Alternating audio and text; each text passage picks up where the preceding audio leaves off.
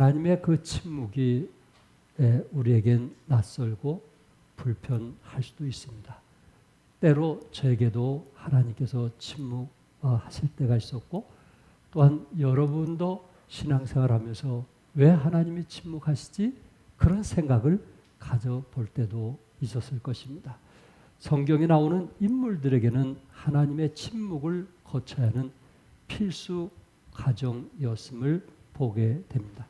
왜냐하면 하나님의 침묵을 통해서만이 여러분과 제가 우리의 그 신앙을 다시 한번 확인할 수 있는, 우리의 믿음을 확인할 수 있는 그런 시간을 가질 수 있기 때문입니다. 사랑하는 성도 여러분, 가끔 우리는 신앙생활을 하면서 아무리 노력해도 아무리 기도해도 되는 일이 없을 때가 있습니다. 그래서 답답하고 때로 낙심하며 또한 실망하는 성도들도 없지 않아 있을 것입니다. 그러나 기억하실 것은 하나님은 전능하신 하나님이십니다. 여러분과 저를 인도하시는 하나님이십니다. 나에게 좀 멀어진 것 같고 나에게 많이 침묵하시는 것 같지만 하나님은 여러분과 저를 사랑하고 계시다라는 말씀입니다. 그러므로 불안하거나 두려워하거나 잠을 이루지 못하는 그런 삶보다는 이 침묵을 통해서 하나님께서 우리에게 참 주시고자 하는 교훈이 무엇인지 한번 같이 생각해 볼 수 있기를 바랍니다. 첫째, 하나님은 이스마엘이 성장할 때까지 침묵하셨습니다. 창세기 17장 24절과 25절 우리 다 같이 읽겠어요. 시작.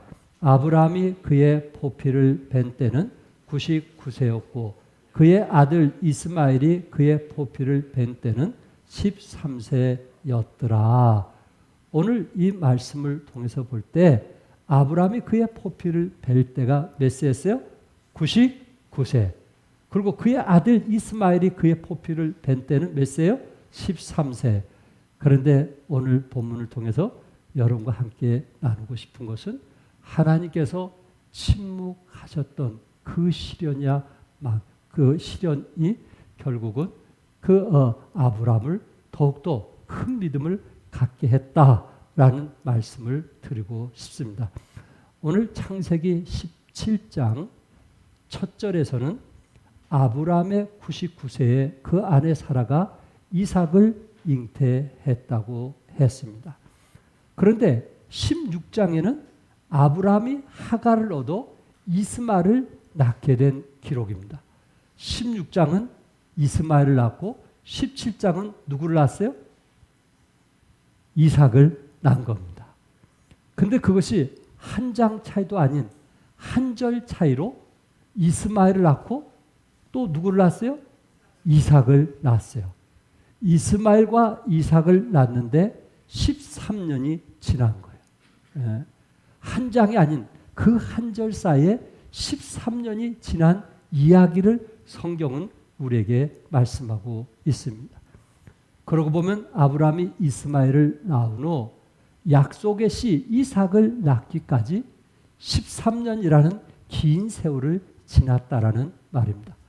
여기서 중요한 것은 아브라함도 침묵하신 하나님을 기다렸고 또한 하나님도 이제 아브라함의 이 실수에 대해서 기다릴 수밖에 없었다 하는 것을 말하고 있어요. 그가 아브라함의 생애 중에 75세부터 갈대아 우를 떠났으니까 75세에서 그가 죽을 때까지 성경에는 많은 부분을 기록하고 있는데 13년 동안은 이제 아브라함이 이스마엘을 선택한 후에 하나님께서 나타나지 않으신 거예요. 음성을 들려주지 아니하신 거예요. 꽤 오랜 시간 동안 이런 삶을 살았습니다. 그러니까 믿음의 아브라함도 세월을 계수하지 않는 날이 있었다는 거예요? 없었다는 거예요? 있었어요? 없었어요? 그것도 5살에 예수 믿고 구원받았으면 얼마나 좋겠어요? 10살 때 예수 믿으면 얼마나 좋겠어요? 75살에 하나님의 부르심을 받았단 말이에요. 그것도 나이 많았을 때. 그런데도 그가 하나님과의 그 관계 속에서 교제가 끊어진 그 13년은 계산되지 않았다는 그 안타까움을 성경은 우리에게 말씀하고 있습니다. 이것을 시편에서는 시편 56편 8절에 나의 유리함을 주께서 계수하셨으니 나의 눈물을 주의 병에 담으소서. 자신의 유리함을 주님께서 계수하셨다라는 단어가 있고요. 다윗이죠.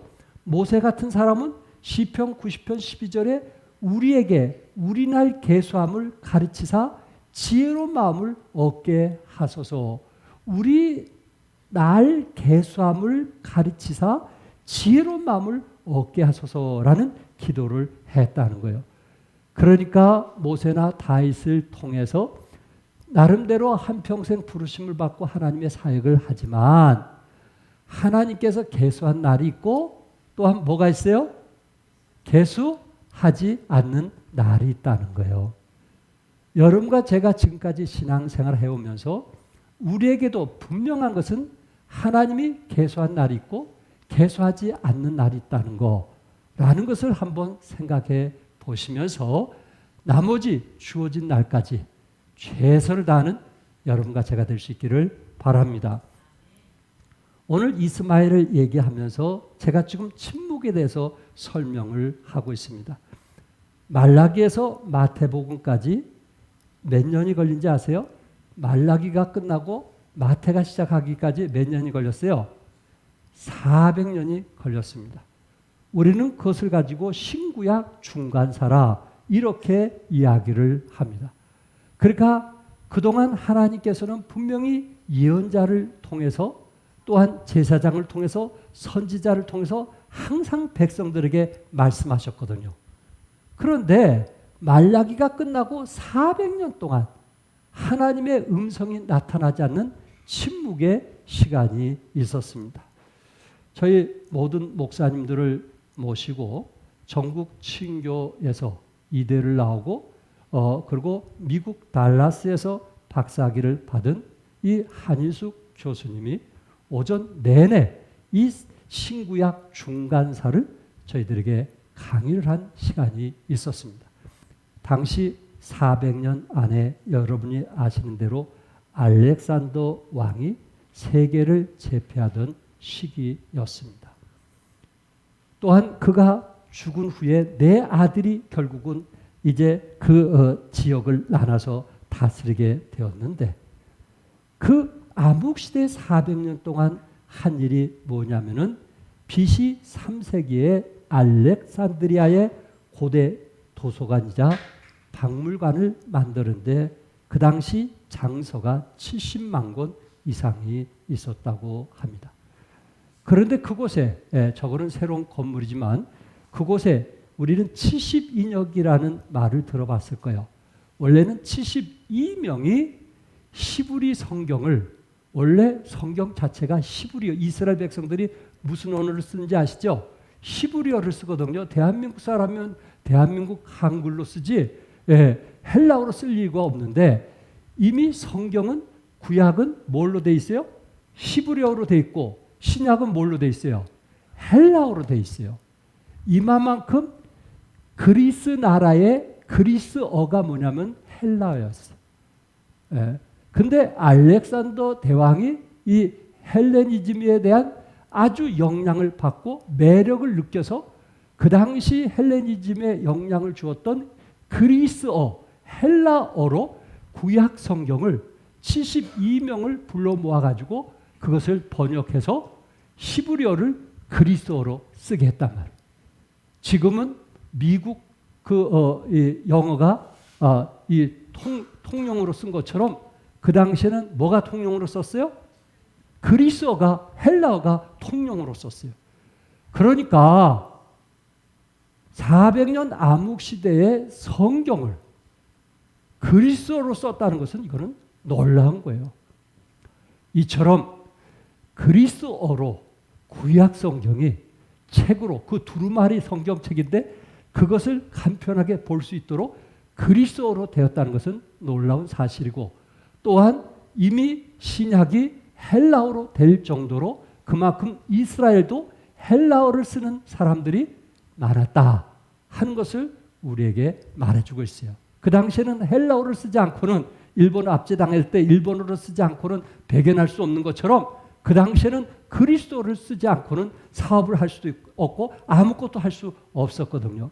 그래서 이 암흑 시대에 BC 3세기 이 알렉산드리아에 의해서 이 도서관에 그리스도로 된 성경책이 이제 완성이 되어서 그곳에 도서관에 보관이 되었다 하는 것은 놀라운 일입니다. 또 한 가지는 무엇일까? 그것은 로마가 세계를 정복하면서 일직선의 도로를 만들었던 것입니다.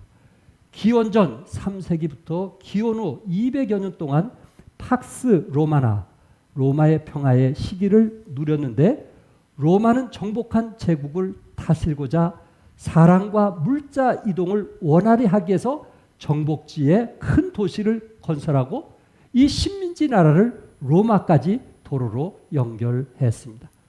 로마인에겐 길은 직선으로 만들어야 한다는 신념이 있었던 것입니다. 그래서 공병들이 산을 뚫기도 하고 골짜기에 높은 다리를 건설하기도 했습니다. 3세기 말쯤 로마인들이 건설한 도로 길이는 약 8만 5천 킬로미터에 달했다고 합니다. 차도는 4m, 인도는 좌우에 3m씩 만들어가지고 7m의 도로를 만들었다는 것은 대단한 거 아닙니까? 사진에 보시면은 그들이 점령했던 도로, 지금 오른쪽에 있는 도로, 저런 모양으로 차도와 인도로 만들었고, 그리고 여러분 그 빨갛게 줄쳐진 거 아시죠? 그게 전부 다 로마에서 만든 도로였단 말이에요. 우리나라로 만들면은 이 고속도로처럼 일직선으로 만들어 놓은 거예요. 이 일을 이스라엘 사람들이 할 수 있었을까요? 이거는 감당하지 못했을 거예요. 그런데 이런 일들을 통해서 항구에서 항구까지 사람들이 선교사나 사도 바울이 도착을 하면 그 항구에 마차가 달릴 수 있는, 말이 달릴 수 있는 이런 도로가 뚫려져 있기 때문에 빠른 시간 내에 세계를 복음하는데 큰 도움이 되었다는 거예요.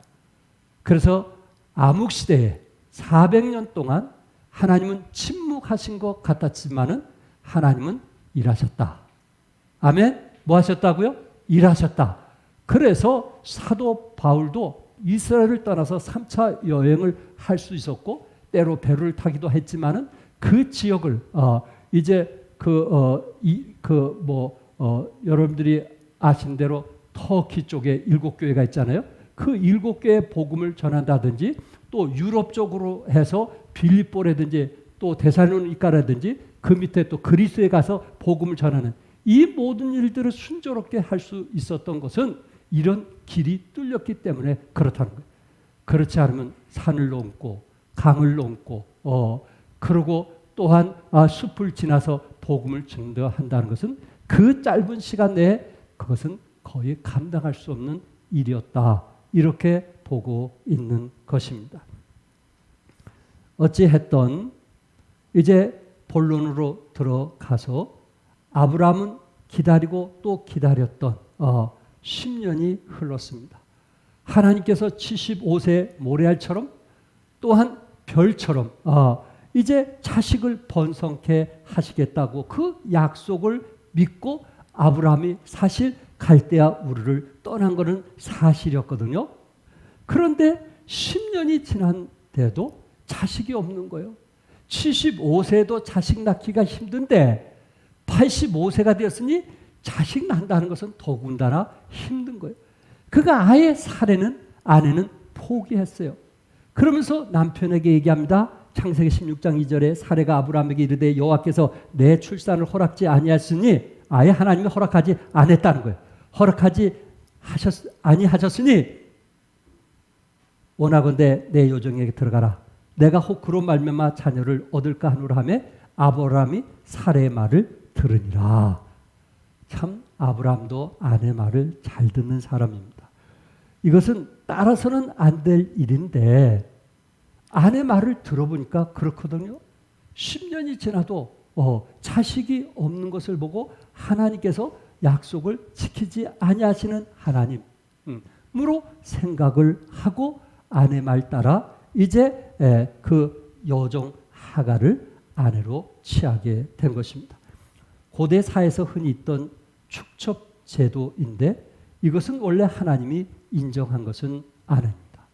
안타깝게도 아브라함은 사례의 말을 받아들이게 되었고 그들은 신앙의 원리가 아니라 인간적인 방법으로 해결했습니다. 결국 어떻게 되었어요? 아브라함이 86세에 이스마엘을 낳은 거예요. 근데 이스마엘을 낳아서 어떤 일이 이루어졌어요? 가정에 불화가 일어나기 시작한 것입니다. 하갈이 아이를 가졌다고 자랑도 하고 그리고 마님을 우습게 여긴 것입니다. 자식 낳지 못한 마님이라고 아주 비난하고 조롱을 했던 것입니다. 이런 얘기를 들었을 때 사례는 감당할 수가 없었어요. 감당할 수가 없었어요. 그래서 다시 아브라함에게 찾아가서 하갈과 이스마엘을 집에서 내쫓으라고 하는 것입니다. 그때 아브라함 나이가 86세 때에 이루어진 것입니다. 오늘 이 상황 속에서 여러분과 같이 나누고 싶은 것은 여기에서 이스마엘에게 베푸신 국률에 대한 이야기입니다. 아브라함이 할례를 받은 것은 99세. 99세 할례를 받았다. 포경 수술했다. 그것도 좋은 의술이 있어서 한 것도 아니고 자갈로 포경 수술했다. 야, 그것도 결코 쉬운 일은 아닙니다. 그런데 이스마엘은 13살 때 할례를 받았습니다. 13살이 되기를 하나님께서 기다리셨다라는 말입니다. 하나님께서 이스마엘이 13살이 되기까지 기다리셨는데 왜 그런지 아세요? 13살이 되면은 그때부터는 성년의 예식을 하게 됩니다. 성년의 예식. 그래서 이스라엘은 13살이 되면 부모로부터 그때 자유함을 얻게 되는데 그런 예식을 바르 미즈바라고 합니다. 이 예식은 돌잔치보다 더 크게 잔치를 벌고 통곡의 벽에 가서 이제 그 의식을 진행하게 됩니다. 13살 된 그 성년식을 한 자식에게 돌잔치보다 더 크게 잔치를 하고 더 많은 선물을 주는 것이 성년식입니다. 대한민국은 몇 살이 성년식이죠? 만 19살이 성년식입니다. 그런데 하나님은 그 성년식 할 때까지 13살이 될 때까지 기다렸다라는 말입니다. 한번 생각해 보세요. 지금 아브라함은 75세 하나님께서 약속하셨는데 그 약속을 믿지 못하고 85세가 되어서 하나님의 씨가 아닌 믿음의 씨가 아닌 이제 하나님이 원치 않는 씨를 얻기 위해서 하갈과 동침을 하게 된 거예요. 하나님의 마음이 어떠하겠어요? 아마 아브라함은 좋아 미쳤을 거예요. 그것도 85세가 되어서 이제 동침을 하게 되었고 86세에 이스마엘을 낳았으니 얼마나 행복했겠어요. 나이 드신 분들이 늦동 나보세요. 미쳐요, 미쳐. 그러니 86세에 자식을 낳았으니 아브라함이 얼마나 미쳤겠어요. 얼마나 거기에 시간을 다 뺏겼어요. 자나깨나 좋아서 입이 벌려지는 그 아브라함을 생각해 보세요. 그때마다 우리 하나님 마음은 어떠하겠어요? 그거는 내 씨가 아닌데, 믿음의 씨가 아닌데, 하나님이 기뻐하시는 씨가 아닌데, 그 씨를 통해서 예수님이 메시아가 태어날 건데 그 씨가 아닌데 우리 하나님 마음은 어떠하겠어요? 당장 책망도 하고 싶고 당장 매도 되고 싶고 당장 뭔가 집안에 불화를 일으키고 싶은 그런 마음도 가졌을 거예요. 그럼에도 불구하고 우리 하나님은 몇 년을 기다렸어요? 13년을 기다리신 거예요. 이스마엘이 태어나서 성년식을 갖기까지 이제 스스로 자기가 무엇을 해서 할 때까지 우리 하나님은 13년 동안 기다리신 하나님이라는 거예요. 놀라운 하나님 아닙니까? 놀라운 하나님 아닙니까? 실수는 아브라함이 했는데 하나님이 그 이스마엘을 위해서 13년 동안 기다리고 또 기다리고, 사실 하루가 어떻게 보면 1년이 귀하고 소중한 것을 하나님이 아심에도 불구하고 기다리셨던 우리 하나님, 오래 참으셨던 하나님, 인내하셨던 하나님의 모습을 이 본문을 통해서 볼 수 있습니다. 이스마엘을 축복했던, 긍휼히 여겼던 그 내용이 창세기 21장 17절에서 19절에 있는데 우리 다 같이 한번 읽겠어요. 시작. 하나님이 그 어린 아이의 소리를 들으셨으므로 하나님의 사자가 하늘에서부터 하갈을 불러 이르시되 하갈아 무슨 일이냐? 두려워하지 말라. 하나님이 저기 있는 아이의 소리를 들으셨나이다. 일어나 아이를 일으켜 내 손으로 붙들라. 그가 큰 민족을 이루게 하리라 하시니라. 하나님이 하갈의 눈을 밝히셨으므로 샘물을 보고 가서 가죽 부대에 물을 채우다가 그 아이에게 마시게 하였더라. 어떻게 보면 사례가 얼마나 힘들게 했으면 그렇게 좋아했던 이스마엘 자식을 아브라함이 이제 쫓아내게 됩니다. 쫓아내게 됐을 때 이스마엘과 그 하갈이 광야로 지나면서 물이 마르고 양식이 떨어지니까 거기에서 이스마엘이 엉엉대고 우는 거예요. 엉엉대고 우는 거예요. 그것을 누가 들으셨어요? 하나님이 들으시고 뭐라고 말씀했어요? 두려워하지 말라. 두려워하지 말라. 그가 큰 민족을 이루게 하리라. 하나님께서 이스마엘에게 지금 중동을 얘기하는데 큰 민족을 뭐하리라? 이루게 하리라 하고 말씀하시면서 하갈의 눈을 밝히셔서 샘물을 보고 가서 가죽 부대에 물을 채우게 했던 것입니다. 광야에 하나님께서 뭐를 내게 하셨어요? 샘물을 내게 하시고 그리고 아이의 목마름을 채워주신 하나님의 긍휼하심을 우리는 보게 됩니다. 두 번째, 하나님은 아브라함이 성숙할 때까지 침묵하셨어요. 75세도 성숙이 안 된 것 같아요. 10년이 지난 85세도 엉뚱한 짓을 했어요. 성숙 안 한 것 같아요. 그가 99세가 되어서 아브라함을 뭐라고 불렀어요? 아브라함이라 이렇게 불렀던 것입니다. 그것을 로마서에서는 이렇게 표현했어요. 19절, 20절 다 같이 읽겠어요. 시작. 그가 100세가 되어 자기 몸이 죽은 것 같고 사라의 태가 죽은 것 같음을 알고도 믿음이 약해지지 아니하고 믿음이 없어 하나님의 약속을 의심하지 않고 믿음으로 견고해져서 하나님께 영광을 돌렸다. 이렇게 말씀했어요. 죽은 것 같고 자기 몸이 사라의 태가 죽은 것 같았지만은 믿음은 뭐해지지 않았다? 약해지지 아니했다. 아브라함은 창세기 17장 분명히 24절 25절에 99세 그는 포경수술을 했다고 했습니다. 그리고 하나님은 아브라함을 아브라함이라 이렇게 불렀던 것입니다. 하나님께서 아브라함을 왜 아브라함이라고 불렀을까요? 그는 75세에 하나님께서 자식을 주겠다고 했을 때 사실 75세도 늦은 나이였거든요. 대한민국에도 75세 노인이 자식을 낳았다는 얘기를 제가 신문을 통해서 봤어요. 그러니까 혹하다 있을 수 있겠다라는 생각을 가졌을 거예요. 근데 10년이 지난 후에 85세가 돼도 자식이 없으니까 하갈을 통해서 잉태해서 86세 자식을 낳은 거 아니에요? 그리고 그가 훌쩍 99세가 됐어요. 이제 75세가 아닌 85세가 아닌 이제는 99세가 됐으니 이제 더 이상 자식을 낳을 수 없다. 이거는 포기할 그런 시점에서 아브라함은 누구를 믿었어요? 하나님을 믿은 거예요. 네가 100세 내가 자식을 주겠다는 그 말씀을 확실하게 믿음으로 받아들인 거예요. 하나님께서 그의 믿음을 보시고 아브라함을 뭐라고 했어요? 아브라함이라 이렇게 말씀한 거예요. 왜 그랬을까요? 왜 그랬을까요?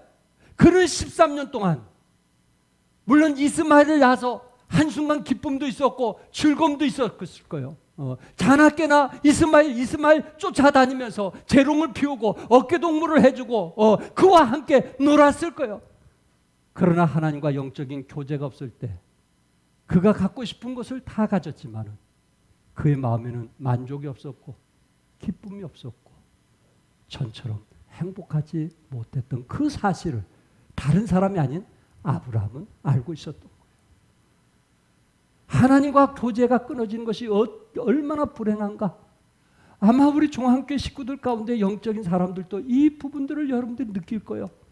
말씀과 끊어지는 생활, 기도의 생활에서 끊어지는 생활, 예배가 없는 생활, 내가 세상의 모든 것을 다 가졌어도 나는 그게 없으면 나는 못 산다. 그렇게 고백하는 분들이 이곳에 많을 거예요. 이게 아브라함의 고백이었어요. 아멘?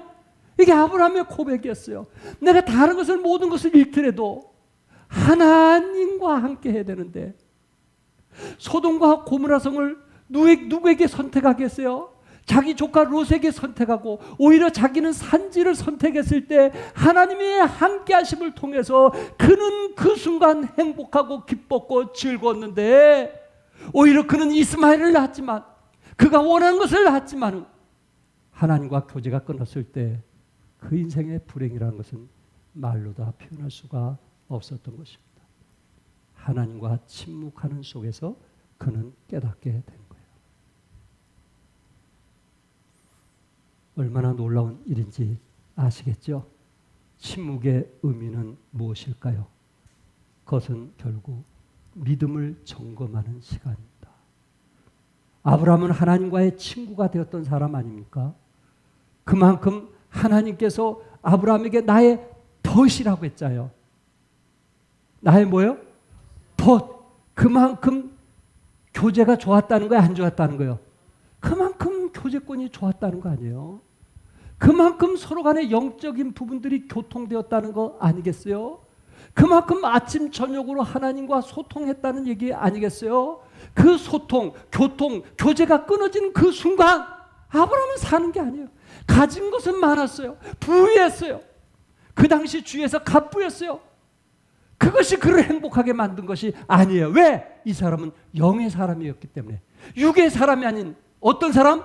영의 사람. 육의 사람은 돈만 있으면 돼요. 예. 육의 사람은 집이 다른 집보다 좀 더 넓으면 돼요. 육의 사람은 다른 사람의 차보다 좀 더 크면 돼요. 그 사람은 그것으로 행복하고 만족해요. 그러나 영의 사람은 그것을 통해서 만족할 수가 없는 거예요.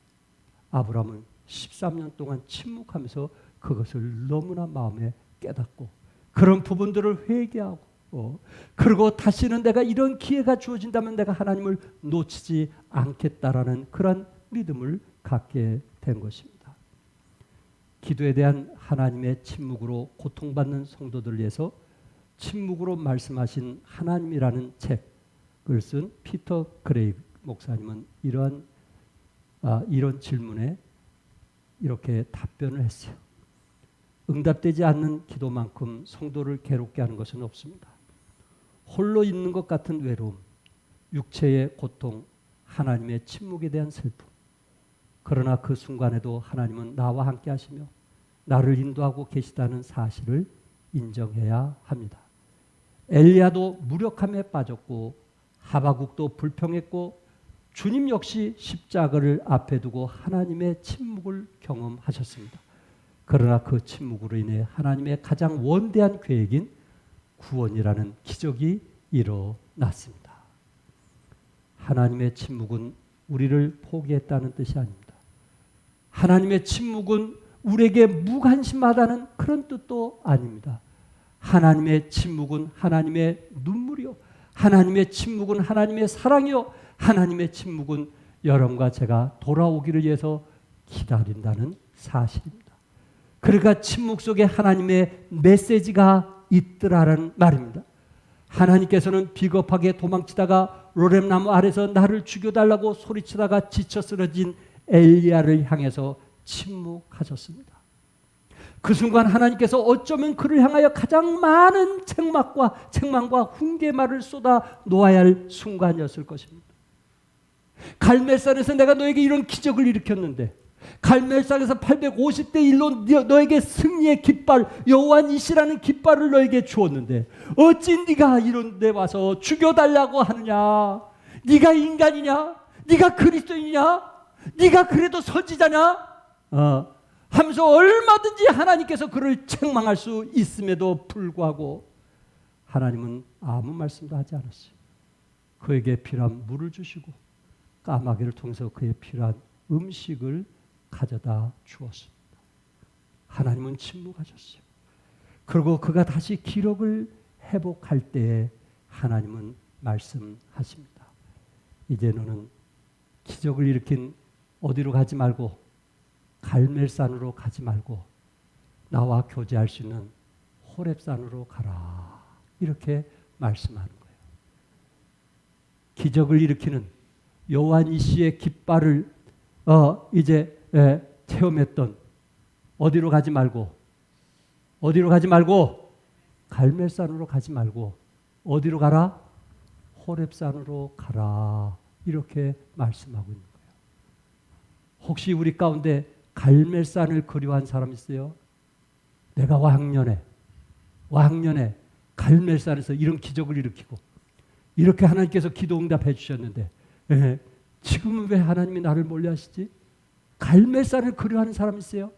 우리 하나님은 여러분과 저에게 속삭입니다. 얘야, 갈멜산을 기대하지 말고 어디로 가라? 호렙산으로 가라. 내가 너를 기다리고 있다. 다시 나를 통해서 영적인 교제를 통해서 힘을 내고 왜 내가 너를 위하여 침묵하시는지 그 이유를 알고 다시 나가라 하면서 엘리야에게 엘리사를 준비했다는 메시지를 주고 있는 것입니다. 하나님의 침묵. 왜 나에게 이런 고통을 허락하시지? 1년도 아니 2년. 어떤 분은 10년 동안 그런 고통을 당하신 분도 우리 가운데 있잖아요. 왜 나에게 이런 침묵? 왜 이런 어려움을 주시지?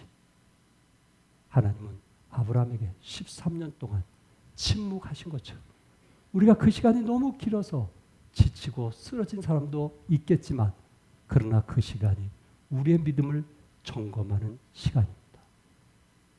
우리가 영적으로 호렙산을 향하여 달려갈 때라는 말입니다. 다윗은 어땠습니까? 시편 13편 1절과 2절에 여호와여 어느 때까지니까 나를 영원히 잊으시나이까 주의 얼굴을 나에게서 어느 때까지 숨기시겠나이까 나의 영혼이 번민하고 종일토록 마음에 근심하기를 어느 때까지 하오며 내 원수가 나를 치며 자랑하기를 어느 때까지 하리까? 사울 왕에게 10년 동안 쫓기면서 망명생활할 때 지은 시가 아닙니까? 결국 그는 그 침묵의 시간을 광야길을 지나게 되었을 때 30대가 돼서 왕이 되었고 그리고 40년 동안 전쟁이 없는 나라를 다스렸다고 말씀하고 있어요. 예수님은 겟세마네 동산에서 땀방울이 흐르는 핏방울이 되도록 주님 앞에 기도하면서 이 잔을 내게서 모압소서 옮겨 주옵소서. 옮겨 주옵소서. 그런데 우리 하나님이 뭐 하셨어요? 아무 말씀하지 않아요. 침묵하시고 그럴 때 예수님이 아버지의 뜻을 알고 내 뜻대로 마옵시고 누구의 뜻? 아버지의 뜻대로 하옵소서. 우리 예수님께서 그 십자가에서 엘리 라마 사막다니 나의 하나님 어찌하여 나를 버리시나이까 하면서 그렇게 외치실 때 하나님께서 내 사랑하는 아들아 이런 음성을 들려줬다면 얼마나 좋겠어요.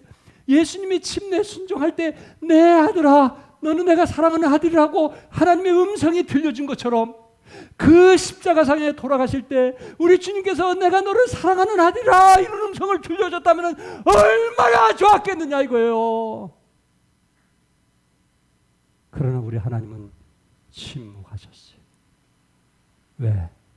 그의 죽으심이 여러분과 저를 구원할 수 있기 때문에 그렇습니다. 침묵하시는 하나님의 마음은 어떠하겠는가요? 아버지가 아들에게 그 고통을 당하면서 아버지라고 말하지 못한 그 아버지의 심령은 어떠하겠으며 어머니가 자식의 그 고통을 하면서 내가 네 어머니다 내가 여기 있다라고 말하지 못한 그 어머니의 심정은 어떠하겠느냐.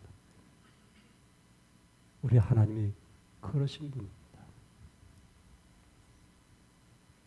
이랜드 그룹의 회장인 박성수 장로님의 이야기입니다. 언젠가 이분에 대해서 말씀을 드렸습니다. 그가 대학교 4학년 때 갑자기 손에 힘이 풀리면서 글씨 쓰는 것도 힘들었습니다. 그뿐만 아니라 이불이 무겁게 느껴지고 또한 잠바 자꾸를 잠그는데도 힘이 없어서 이것을 잠그지 못할 정도로 힘들었어요. 병원에서 정밀 검사해 보니까 근육 무력증이라는 진단이 내렸어요. 힘을 쓸 수 없는 거예요. 누워만 있어야 되는 거예요. 세상에. 대학교 4학년 때.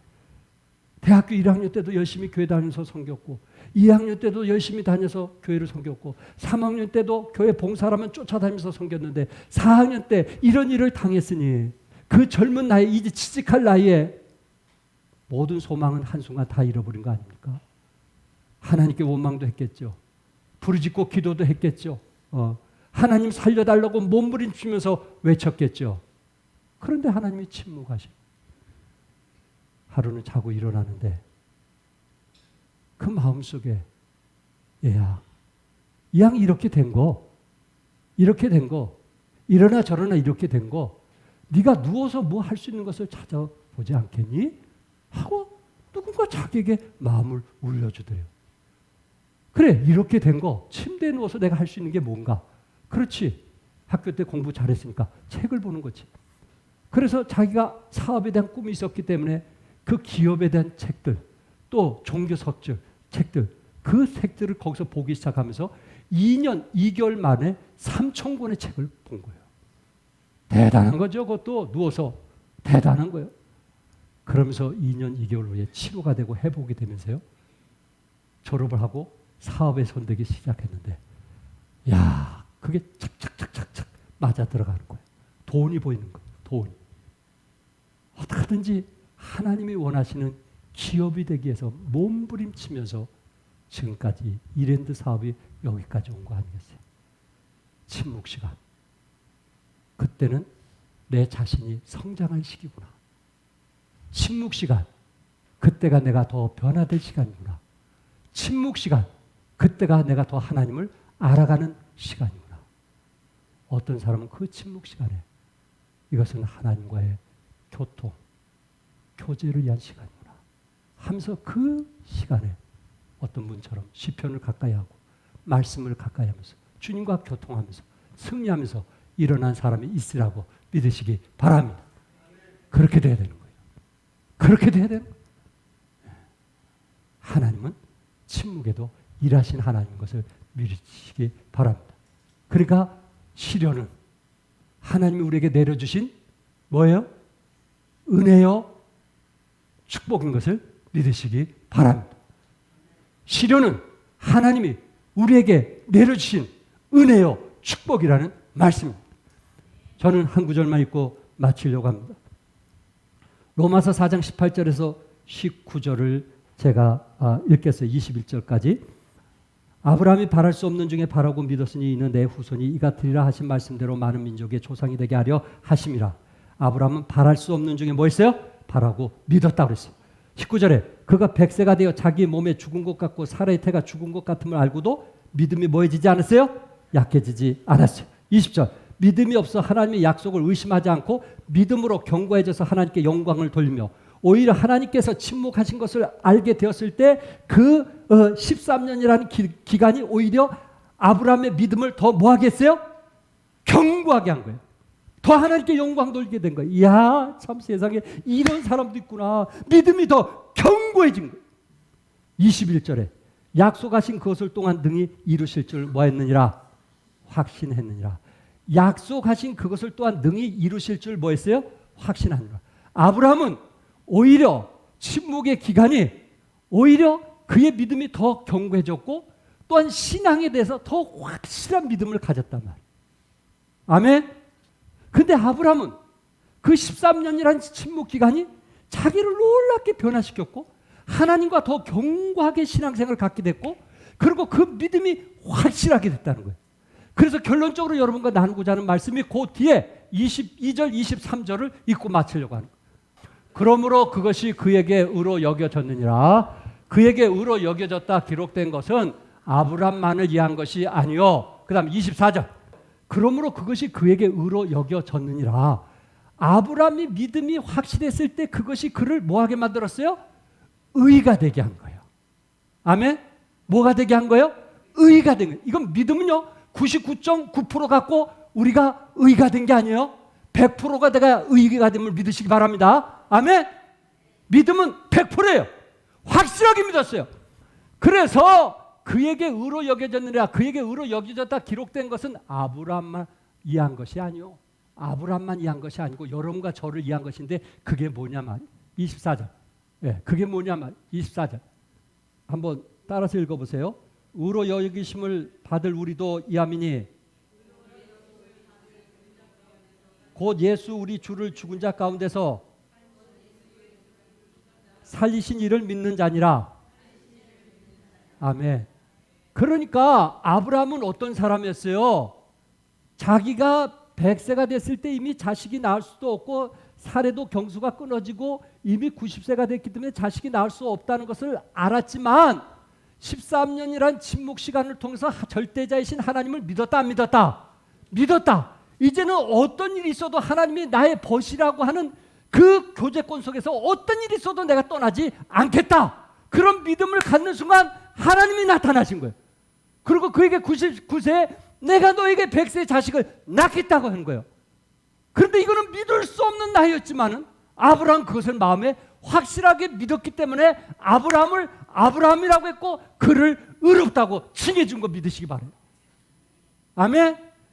할례가 의롭게 칭해준 것이 아니고 믿음이 그를 의롭게 칭해준 거예요. 근데 그 의롭게 칭해준 것은 아브라함만 이해한 것이 아니고 여러분과 나를 이해한 것인데 어떤 사람이 의롭게 받아요? 예수님이 죽은 자 가운데서 다시 산 것을 내 마음에 믿으면 의가 이루느니라. 아멘. 여러분과 저는 의인이 되는 거예요. 하나님의 자녀가 되는 거예요. 천국의 소망을 갖고 사는 거예요. 뭐가? 믿음이라는 것이. 그것이 나의 삶에 하나님 나의 삶의 주인이 되게 하는 거예요. 아브라함만 이해한 것이 아니라고 그러시죠. 여러분과 저를 이해한 것이. 주님이 우리 죄를 위해서 죽으시고 장사한 지 3일 만에 부활하신 그 주님을 내 마음에 믿으면 여러분과 저도 의인이 될 것이고 우리 주님과 영원토록 소통하는 교제하는 하나님의 사람이 되라고 믿습니다. 기도하겠습니다. 성령님도 하시는 대로 기도합시다. 오주님 도와주시옵소서. 오늘 너무나 중요한 메시지예요. 너무나 중요한 메시지예요. 침묵하시는 하나님. 왜 하나님 나에게만 이렇게 어렵게 힘들게